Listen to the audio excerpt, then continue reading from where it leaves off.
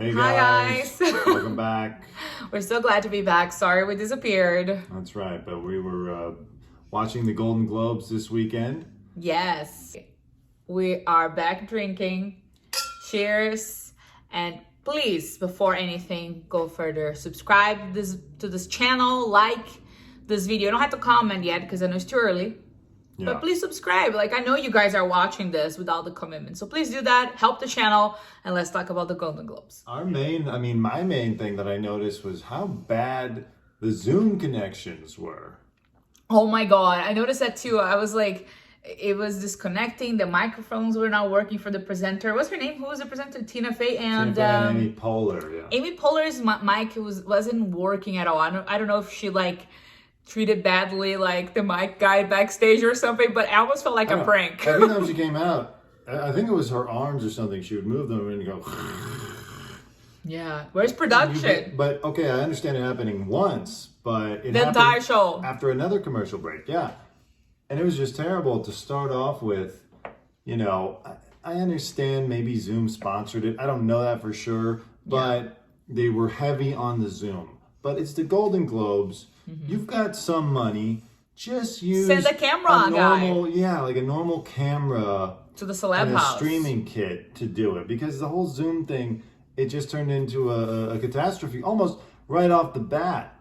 Yeah, the quality was pretty bad from the beginning. I didn't like what. Oh yeah, no, I was gonna say, remember the first award for Best Supporting Actor went to Daniel Kaluuya, and the Hollywood Foreign Press already has this problem with apparently not having any African American members out of like 87 people in the whole HFPA. Yeah. They don't have any. They got a whole racism problem. Right off the bat, a black guy wins Best Supporting Actor, and then the Zoom cuts out when he's going to give his acceptance speech. Almost sounds like some type of like, okay, we give you the trophy, we don't want to hear you. Disconnect. Yeah, it was like, what an insult. Like, okay, maybe they're making some progress here, you know, in terms of their voting ranks, and then immediately he can't even give his speech. And it seemed like they were going to go away from it, right? Yeah, definitely. Because Laura Dern came out like, we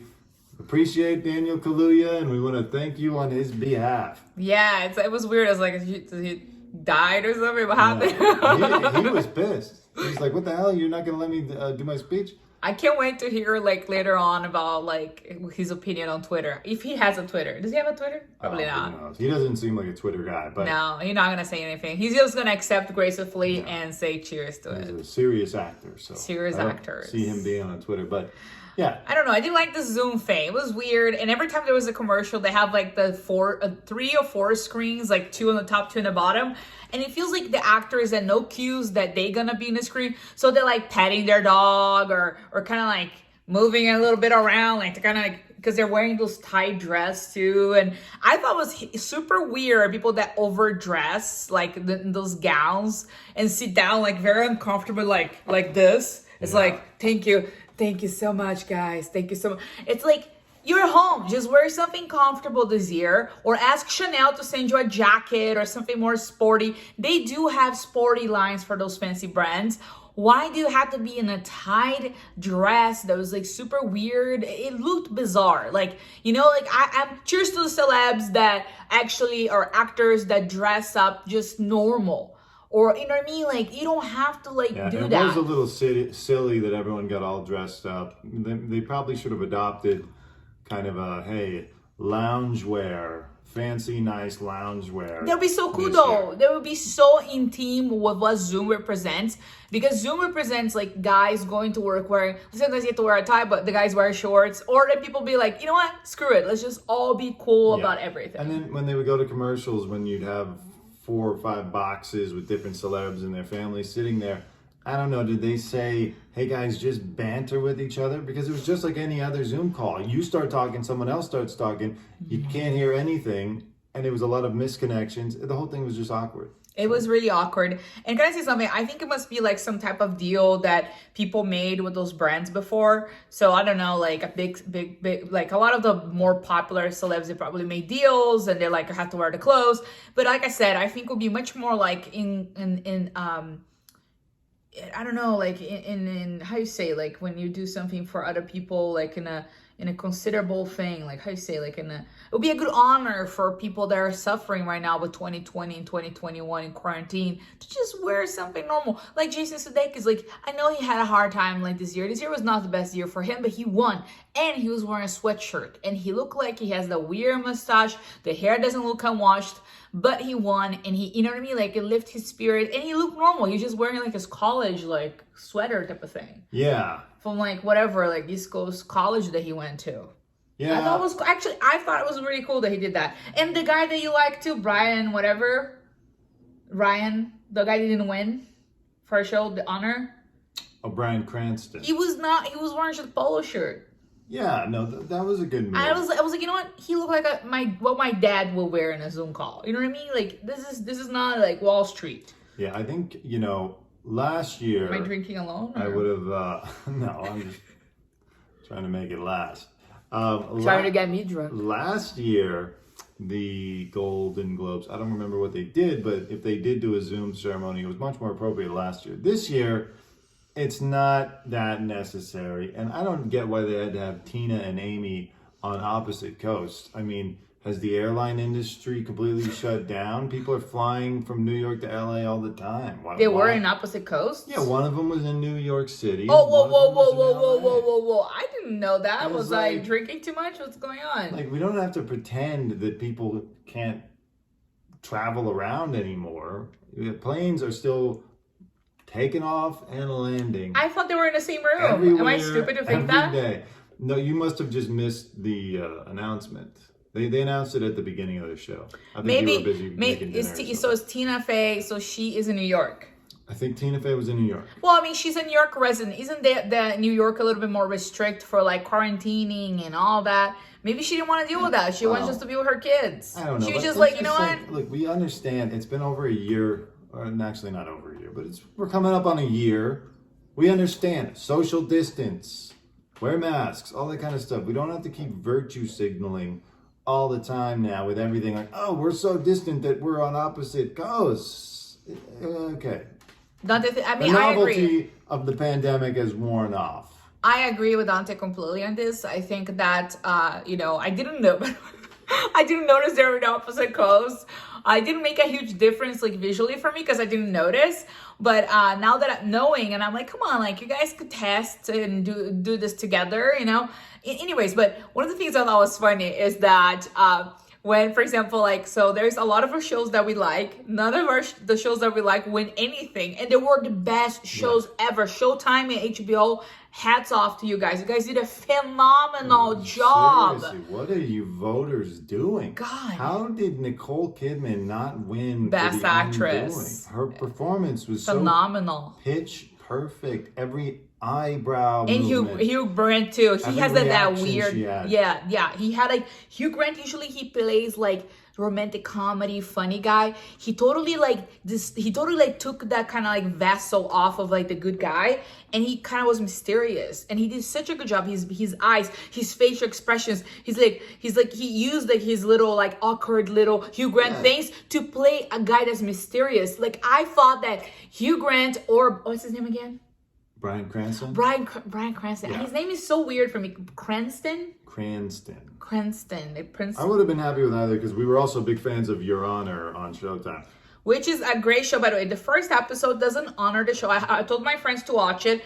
And I know you guys didn't like the show because the first episode... I'm not going to tell you much about the show, but I'm just saying, like, the first episode is going to be a little silly. And then the second episode is going to bring you into the storyline. And you just wait.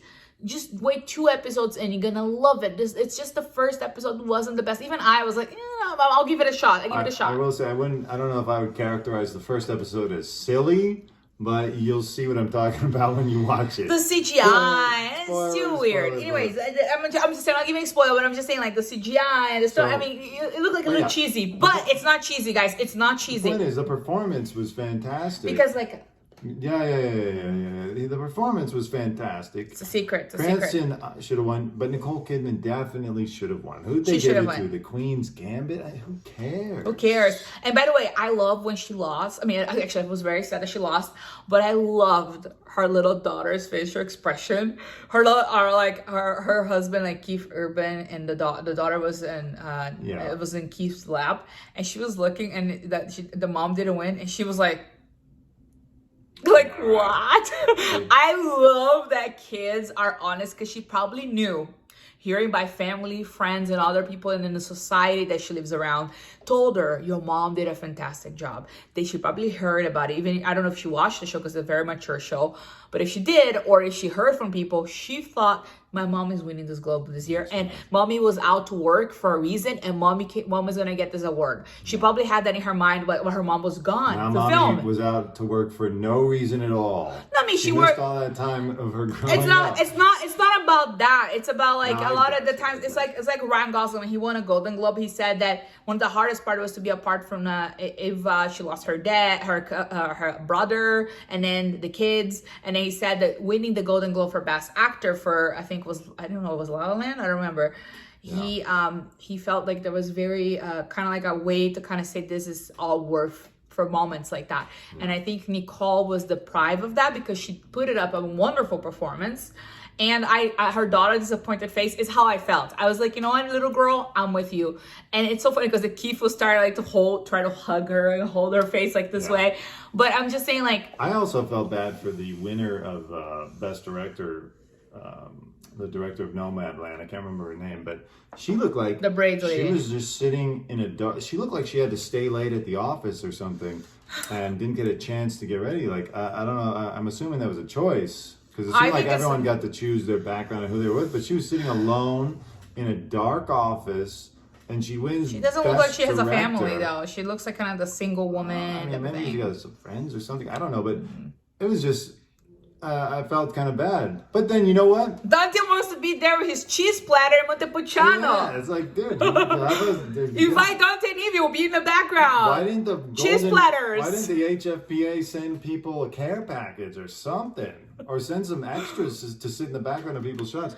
But I will say, she did honor the idea that you were talking about earlier of just dressing down, like not dressing down, but just dressing normally. Because she's sitting in an office. She's not going to put on a big gown. Yeah, I Alone? actually agree with you. I like that idea, and also I think she's kind of like a Peter Jackson type of person, or those directors that don't really dress up too much. They're kind of weird, not weird. Yeah. I mean, slightly weird. So she gives me vibes like she doesn't care. Her mental state She's is a a little. filmmaker. She's a filmmaker, but like more of the kind of eccentric. She's an eccentric person. She's not gonna dress up. She's only gonna dress up when like Chanel's gonna be okay, we'll pay you for dress up. If she's not getting paid to dress up, she's not gonna care. She's a Peter Jackson type. She's gonna go there with her hair that she does herself. She's gonna go there without makeup, because she's here to present us to good movies. She doesn't care about how she looks. Actresses, on the other hand, it's our guests, it's our card, it's our faces.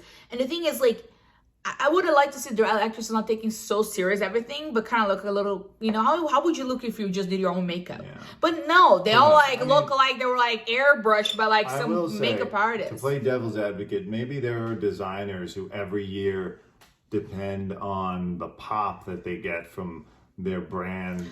Nobody would know Gucci for overnight, or Polo Ralph Lauren. We all gonna forget about those big brands. Some, Come on, no, boutique brand that one of these actresses is wearing. I don't know. There was another issue that.